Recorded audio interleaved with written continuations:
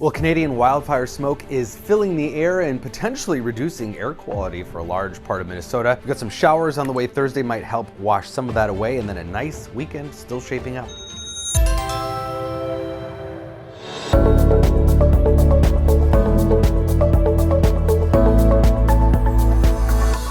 A lot of smoke here as we look at satellite imagery. This is the smoke plume derived from the satellite imagery and satellite detected fires that we have a lot of across central and western Canada, where it's been just scorching hot. This has been literally the instigator or ignition for these fires, 30 degrees above normal over the last few days for a large swath of west central Canada, shattering records, high temperatures by up to 13 degrees above their all-time record highs in some spots for the month of May. And so that just inevitably is leading to some dry conditions that are causing some of these fires to develop. This is from Ely yesterday evening.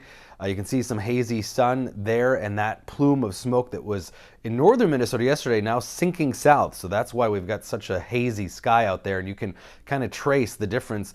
The smoke is this sort of dirty gray color, whereas cloud cover is that bright white. So a lot of smoke out there. Air quality is dropping in parts of northeastern and northwestern Minnesota, but not substantially just yet for most places. But we are expecting it to diminish because we've got a weak cool front that's sweeping across Minnesota today. It's what we call a backdoor cool front. We'll explain that in a second, but potentially we'll get into that level here, the orange level, where how we measure the particulates in the air could go over 100, and that's when it becomes particularly unhealthy for sensitive groups, asthma, or other issues. You got COPD, some of those things. So we've got the smoke in the air, and what happens is the cold front sweeps across the area, and that causes subsidence because that air sinks and compacts, and that pushes the smoke down from aloft more so towards the surface. So that's why we expect it to diminish through the day and why we have that air quality alert for the northern half of the state. Low 80s for highs across central Minnesota today, but we may be a couple degrees cooler than that. The smoke can block out enough sunlight like cloud cover where it might cost us a few degrees on temperature. But here's that backdoor cool front. We call it a backdoor cool front because it literally moves from east to west, backwards from what you would normally expect. And that's what could create some of that subsidence. It will also drop the temperatures a little for tomorrow. Still well into the 70s, cooler along the North Shore, and we'll still see some low 80s in western Minnesota, but most of us will be several degrees cooler than what we will see today. Cool front, another one, and a clipper system will bring showers to the Dakotas, northwestern Minnesota by late tomorrow.